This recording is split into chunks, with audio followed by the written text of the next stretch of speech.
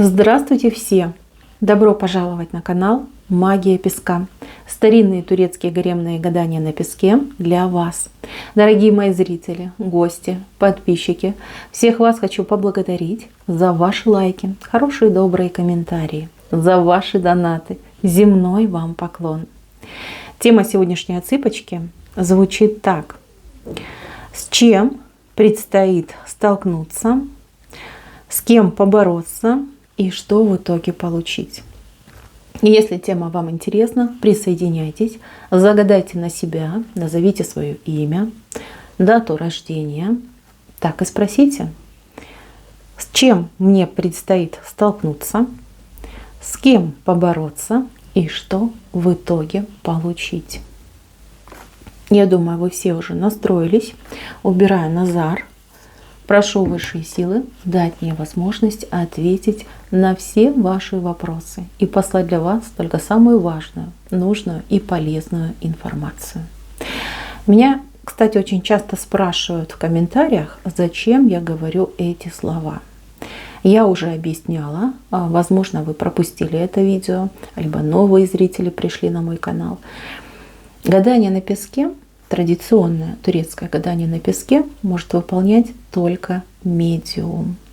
Сами знаки ничего в себе не несут. Их нужно читать при помощи высших сил, той информации и тем зрением, которые посылаются свыше.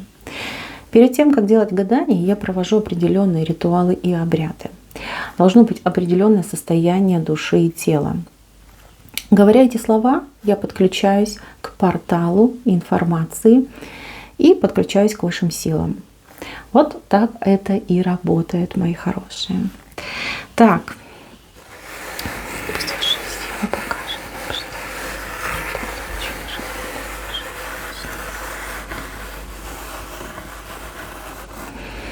вот, кстати, обратите внимание.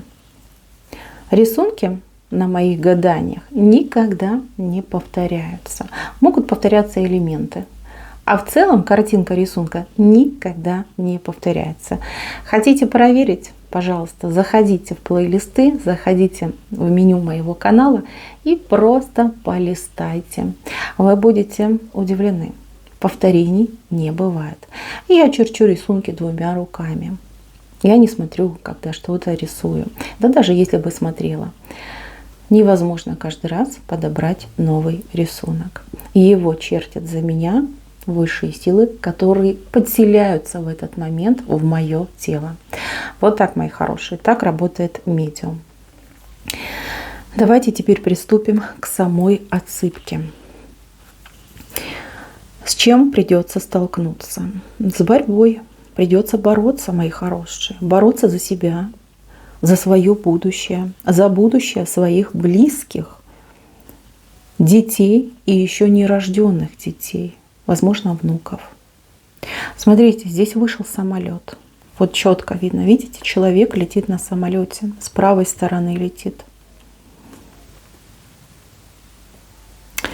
А здесь у нас очень коварная личность, у которой много лиц и много костюмов, да, вот как будто бы человек переодевается.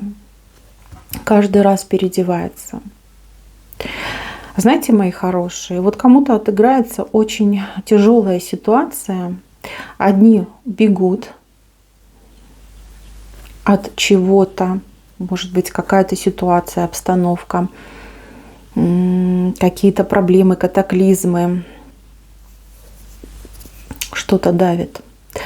А у других отыграется человек, который как спрут вас опутал и не позволяет вам свободно ни двигаться, ни дышать.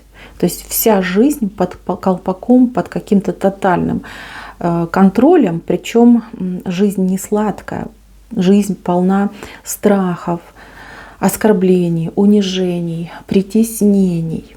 Очень какая-то сложная ситуация.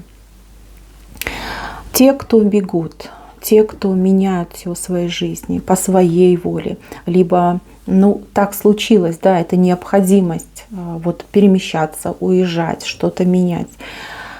Это нормально. Это нормально, хуже, если вы ничего не будете делать. Ваш путь он непростой. Здесь очень много переживаний, очень много страхов, но вы все делаете правильно. Вы это поймете. Вы это поймете буквально вот у вас впереди еще либо 3 недели, либо 3 месяца. Вот пройдет этот срок, вы все поймете. У вас как новая жизнь откроется. Вот этот ваш побег, это вот проход через какой-то очень страшный узкий туннель ужасов. Но вы пройдете, вы выберетесь, и дверь откроется в такую новую, светлую, прекрасную жизнь. Ничего не бойтесь. За вами ангел стоит. Вот, видите, стоит ангел, и он вас направляет, и он вас ведет. Да, путь сложный, но вы с этим справитесь. Для тех, у кого человек, который угнетает, я не могу тут другое слово сказать, просто идет и угнетение, и человек как будто бы питается вами, питается энергетикой, может быть, действительно абьюзер какой-то, да, сидит на вашей шее, еще погоняет вас периодически. Очень сложно. Это либо мужчина, муж, мужчина, сожитель, либо кто-то из родственников, да, родитель. То есть и отец может быть таким, и у кого-то мама может быть такой. То есть с человеком что-то случилось в какой-то определенный момент, и человек потерял, как здравый смысл, милосердие, не знаю, доброту. Вот как отключили эти опции. И человек с каждым годом, с каждым месяцем, днем превращается уже просто в какое-то животное, камень такой, прям, знаете, нет ничего уже человеческого. Он это делает, либо она, потому что вы позволяете. Здесь какая-то искаженная любовь, либо чувство ответственности. Это не привычка, нет, это не привычка, это... Но вот как человек себе придумал оправдание. Вот я не могу уйти, потому что люблю. Либо если я уйду, кому я буду нужна. Но я же не могу не слушать мою маму. Да? То есть как бы я обязана, либо я обязан. Понимаете, вот вы себе что-то придумали. И вы каждый раз вот этой придумкой как будто бы оправдываете вот это зло, которое причиняет вам человек. Здесь болька идет от этого человека. И да, этот человек, он умеет играть на нервах и играть на чувствах. То есть, ругаясь с вами, либо как-то вас притесняя, может одномоментно сказать: я же делаю это ради тебя, потому что я тебя люблю, я о тебе забочусь. И причем делает это очень мастерски. Вы каждый раз даже можете как стесняться, да, ой, что я там плохое подумала. Это вампир настоящий. И от этого вампира, кроме как вы сами, никто вас не избавит. Знаете, будет случай просто какой-то из ряда вон выходящий. Но все было, а вот такого еще не было. И этот случай, он, конечно, непростой, но он разбудит у вас желание вот раз и навсегда все поменять. Вы вот как будто бы очнетесь, да, вот как будто бы летаргический сон, да, многие года вы спали.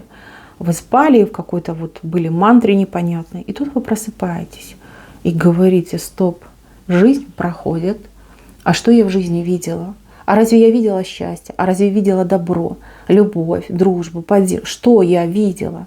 Я трачу свое драгоценное время, лучшие годы на что? На страхи, на муки, на истязания, на слезы. И знаете, такая у вас реакция бурная пойдет. Вы сами от себя такого не ждете. Если я вам сейчас скажу, вы скажете: да, ерунда, быть такого не может. Вы преобразитесь настолько, что отражение в зеркале, глянете на себя и восхититесь, какая вы стали. Мужчины на себя перебирайте, да, я как женщина, мне легче говорить на женщин.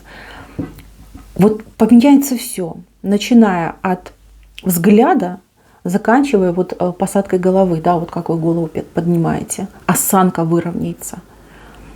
Подтянетесь, серьезно говорю. И пойдет этот протест, да, хватит этого рабства, хватит этих унижений, хватит этой больки и беды. И вы этого человека на место так поставите, у вас голос даже поменяется. Человек опешит, обалдеет, испугается, потому что никогда и не видел, не думал и не ждал, что вы способны быть такой, вот так преобразиться. Будет думать что угодно, честно говорю, начиная от того, что вы там ведьма-колдунья, и заканчивая тем, что у вас кто-то появился, да, откуда вы силу черпаете. Вы этого человека так на место поставите, а кто-то прям выгонит. Вот зашкварник возьмет и выгонит таким пендалем, да, подальше. Вы освободитесь от этого человека. И знаете, вас ничего не испугает. Не будет этих мыслей: ой, что я буду делать одна, у меня же дети, мне негде жить, мне ничего. Не будет этого всего. Вы почувствуете свободу. Свободу. Вот свежий ветерок летит в вашу жизнь, и начнется действительно новая жизнь. Вы уже как созрели, понимаете? Яблочко созрело. Вы еще этого не понимаете. Но у вас, вот, кстати, эта ситуация, она быстрее случится, чем это. Здесь время поменьше пройдет. Здесь показана двойка. То есть, опять же, у кого-то 2 дня, у кого-то 2 недели. Ну, 2 месяца не буду говорить, хотя может быть, да, это прям редкий случай. Избавление, вот выход из рабства. По-другому тут и не скажешь. Так что, мои хорошие, тут борьба будет конкретной. Дальше. Здесь у меня семья. Семья, у которой есть проблемы. У одних это проблемы финансовые, а у других проблемы, ну, вот между вами. Это могут быть как и недоговоренности, постоянные споры, скандалы. Это могут быть, в принципе, какие-то блокирующие ситуации, когда вы вынуждены жить в разных местах, на расстоянии друг от друга. Здесь у вас тройка в голове. То есть третья причина. Ни вы не виноваты, ни ваш, например, любимый человек не виноват. Третья причина. У кого-то отыграется как третья персона, которая все это делает, затевает, а у кого-то отыграется как вот ситуация, да, глобальная ситуация в вашей жизни. Ну, допустим, да, мужчина вынужден уезжать там куда-то далеко, жить там, ну, как вахтовый метод работы, например, да. Человек уезжает, у него там полгода где-нибудь в лесах, да, либо в каких-то пустошах он там сидит, работает. То есть семейной жизни фактически нет. Да? Мужчина-моряк то же самое. Мужчина уехал, уплыл, да, и жди его там месяцев 7-8 и думай, где он там с кем-то в каких-то портах что делает. Либо вы любите друг друга, но никак не можете, например, съехаться, живете вы в разных странах.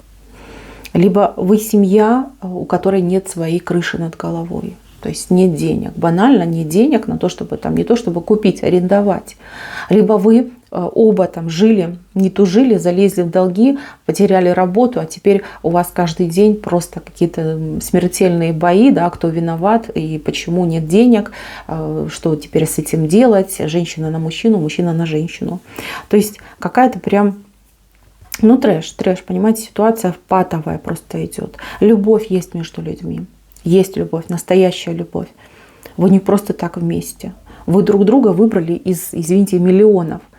И к друг другу пришли, ваши души к друг другу пришли. Но счастье не дается. Все время вот куда-то растрачиваете вы свою энергию, растрачиваете вы свою любовь, но не вымещаете друг на друга, а только какую-то злобу и претензии вымещаете. Обиды тоже, кстати, есть. Смотрите, здесь вам придется объединиться. Объединиться для того, чтобы справиться с этой ситуацией. То есть кто-то из вас, либо женщина пойдет, либо мужчина пойдет на какие-то уступки, на какие-то жертвы.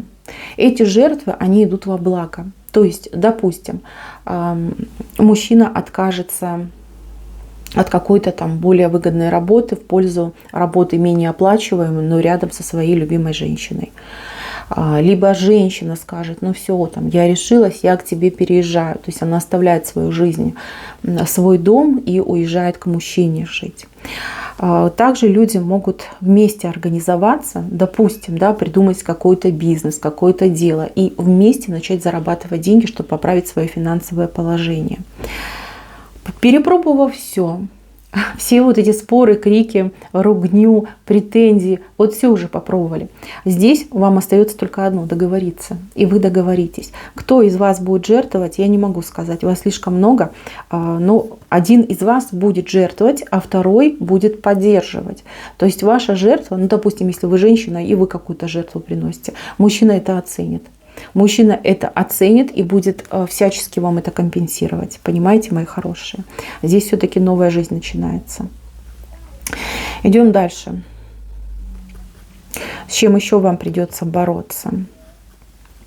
Тут кому-то придется с собой бороться, с какими-то своими страхами, неуверенностью, закомплексованностью. Но здесь явно вас закомплексовали. Вы от рождения не были таким человеком.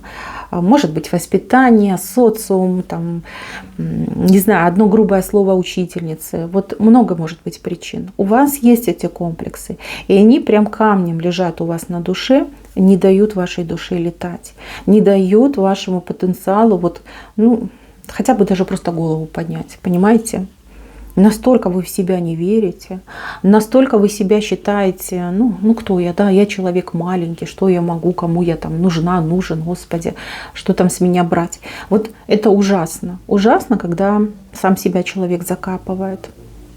И я вижу, что вам это вбили в голову. Это не вы так решили. Вот в какой-то момент вам это просто вложили в голову, так гвоздями вбили и сказали: да, теперь ты закомплексованный человек. Ты никто, звать тебя никак. Ничего не можешь, не умеешь и, в принципе, ни за что не берись. Вам придется бороться с этими комплексами. И вы победите. Вы победите, а у вас нет другого пути. Знаете, тут такой выбор идет, да, либо выживу, либо пропаду. Вот у кого-то это будет касаться работы. Когда будет очень какое-то хорошее предложение, а вы безработный человек, вам кушать нечего, детям вашим кушать нечего. И тут предлагают хорошую работу. Но там нужно либо себя показать, либо о себе заявить. А вы вот закомплексованный человек, всего боитесь. И тут вы скажете: иду ва-банк. А что мне уже терять? Вон за спиной голод стоит, руки ко мне костлявые тянет. И тогда вы себя проявите. И тогда вы такой смелости наберетесь, такой вот прям, знаете, посыл у вас пойдет, вот прям благородный такой, открытый. Вот смотрите, это я, мне нужна работа. Да я за эту работу любого в узелочек завяжу. И на вас обратят внимание. Именно конкретно на вас. И не будут смотреть ни на ваши знания, ни на ваш опыт, ни на какие-то ваши качества, а вот именно на вашу яркость, на вашу самобытность, вот как вы о себе заявляете, вот как вы горите вот страстью, да, вот хочу эту работу, давайте мне эту работу. И вам дадут. Вам дадут, и у вас пойдет. И то же самое может быть в отношениях. И то же самое может быть в любой другой сфере. Это просто я вам работу как пример привела. Причина внутри. Насаженные вас другими людьми комплексы. И именно вам придется это все искоренять. И вы это сделаете. Вы это сделаете, вы молодец. Тут просто замечательно. Дальше, мои хорошие. Здесь какие-то очень сложные семейные отношения. Вышли две буквы «Д». Прям «Д». Может быть, это имена, фамилии. Либо людей вы так называете на букву «Д». Две особы, две персоны. Эти две особые персоны постоянно в вашу сторону камни кидают. А живете вы под стеклянной крышей. А вы как будто бы ответить не можете. Не можете. Либо вам запретили отвечать, либо нет возможности, да? Нет возможности ответить. Это что-то с семьей связано. Родственники, семья, может быть, даже какие-то соседские отношения. Вот здесь, мои хорошие, вы пойдете искать защиту. Не сами будете бороться, потому что я не вижу у вас возможности бороться. Вы пойдете искать защиту, и вам высшие силы защиту дадут. За вас заступятся. За вас заступятся не только сверху, но еще и люди за вас заступятся. То есть вы начнете говорить о том, что происходит, о том, что вы каждый раз вот переживаете эту опасность, да. Ну, конечно, живешь под стеклянной крышей, тебе камень летит, стекла посыпятся, да, и на голову, на тело. Здесь за вас заступится человек, знающий закон, либо человек законом, наделенный властью. Да? То есть как-то вот так идет. Очень, кстати, справедливый человек и честный.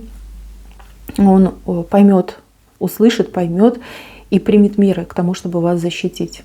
Это очень замечательная ситуация. Вот первый раз в вашей жизни закон и люди, и высшие силы, вот все вместе на вашей стороне. Вы будете этому удивлены. Но это не чудо, нет. Это данность, так должно быть. Если человек честный, если человека обижают, то и закон, и люди, и высшие силы на его стороне. Проблема была в том, что вы об этом никогда никому не говорили. Может быть, разве что там самому близкому человеку по большому секрету, да, боясь огласки, боясь каких-то последствий. А тут а вот терять нечего. Ну что терять? Ну, ждать, пока стекла посыпятся? Нет. Вы здесь как бы из себя, да, переборете. Вы начнете говорить о том, что вас беспокоит. Ну и как раз помощь вам придет. Это замечательно. Так, здесь у меня еще такая интересная ситуация, связанная с отношениями. Отношения в треугольнике, сразу говорю. Здесь два человека любят, а один человек, ну, как бы пользуется, да, либо человек, который не позволяет двум влюбленным обрести свое счастье. Вот так скажем, да? Мягко скажем. Я не буду ругаться. Хотя иногда, знаете, так хочется. Ой, кто меня лично знает, я женщина в этом плане неспокойная. Так, смотрите. Здесь какой-то треугольник, очень много-много времени уже существует, да, у кого-то прям годами это все происходит. Мужчина и женщина друг друга любят, друг к другу тянутся. Почему-то идет неравное положение. Может быть, мужчина при какой-то должности, либо при каком-то богатстве, да, располагает он определенным ресурсом. А женщина, она, ну, простая обычная женщина. Ну, живет как живет, да. В принципе, звезд с неба не ловит. Значит, мужчина. Вот его мечта – это быть с этой женщиной. Но мужчину сдерживают либо какие-то материальные взаимоотношения там, ну, с супругой, допустим, с его, да, либо как он боится огласки, либо боится каких-то даже последствий. Вот его жена, вот эта женщина, она чем-то ему угрожает. Ей не нужен этот мужчина, он ей вообще в принципе не нужен. Она его ненавидит за то, что он есть, за то, что он живет. Она ему просто, девочки, мстит. Вот, ага, типа я несчастливая, но и ты счастливым тоже не будешь. Вот не дам я тебе этого счастья. Что это я тут буду сидеть и смотреть, как ты там с другой женщиной счастливой ходишь? Вот понимаете, такой посыл идет, очень подлый и коварный. Я, конечно, понимаю, все в жизни бывает. Там, и в принципе я за традиционные ценности брака, как бы, ну, как любой нормальный человек. Но когда идет вот такая, извините меня, ну ладно, не буду говорить плохо, грязная игра, да, когда женщина это делает специально, понимаете, она несчастливая, она его ненавидит, ей противно, он заходит в дом, ей противно, ее прям, знаете, этот рвотный рефлекс на него идет. И каждый раз она его и скубет, и долбет, и обижает, и что она только не делает, она ему мстит, просто мстит за то, что она несчастливая. Какие причины на это, я не вижу, мне про нее не показали, но думаю, что здесь явно что-то не так у нее с интеллектом и с психическим здоровьем. Потому что это естественно, если человек несчастливый, он пытается свою жизнь менять. А она говорит, нет, мне с ним плохо, но я все равно буду с ним жить, пока вот я живу, буду с ним жить. Да, пусть и ему будет плохо. Ну, отравляет жизнь и себе, и ему. Смотрите, что произойдет. У вас с этой женщиной будет какой-то просто невероятный разговор, когда вы ей в лицо будете все это говорить. Но я думаю, что вот то, что я вам сказала, это не новинка, вы без меня это знали, прекрасно это все знали.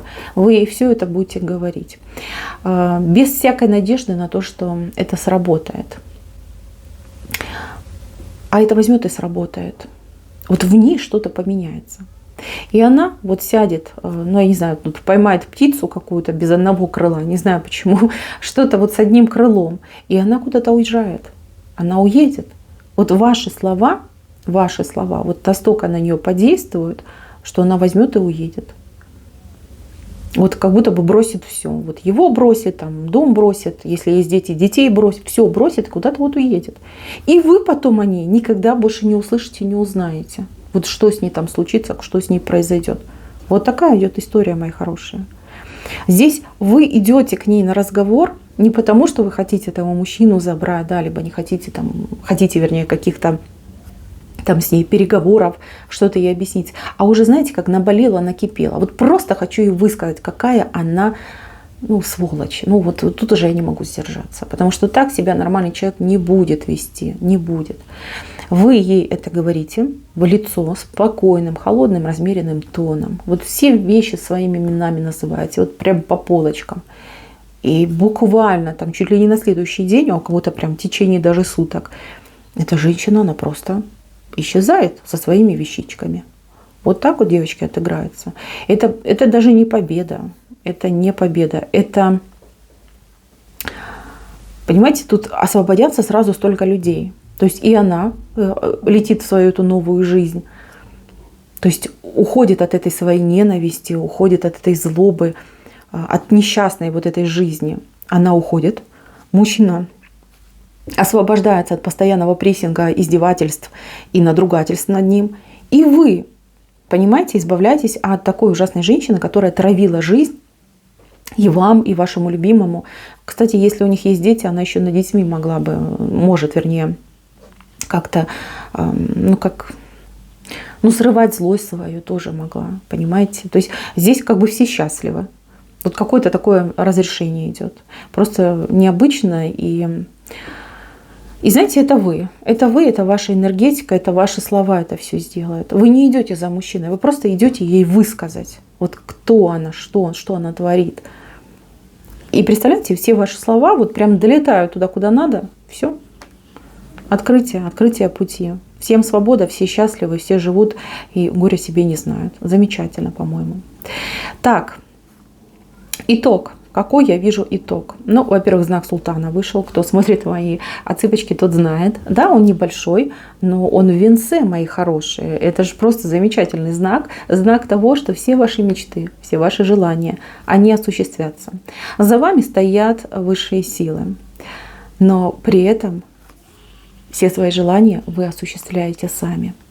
Своим словом, своим делом, своим потоком энергетическим. То есть вы осмелеете, если можно так сказать, да, то есть поборетесь со своими комплексами, переоценка каких-то ценностей у вас произойдет, желание же наконец-таки жить и жить полноценной жизнью. Вот именно вот это чудо перерождения, вот то, что произойдет. Вы получаете то, чего хотите. Вы сами выстраиваете свою жизнь, вы сами прорисовываете линии судьбы. Вот куда хочу, туда пойду. Хочу туда, пойду туда. И никто не сможет там выйти и сказать: нет, мы тебя туда не пускаем. А кто вы такие, чтобы меня не пускать? Я прошла тут просто ад. Теперь я буду делать то, что я хочу. Вот этот символ, знак султана, который вам позволяет жить так, как вы хотите, и получать то, чего вы хотите и чего вы на самом деле достойны. Мои хорошие, на этом все. Спасибо всем за внимание. Всем пока-пока.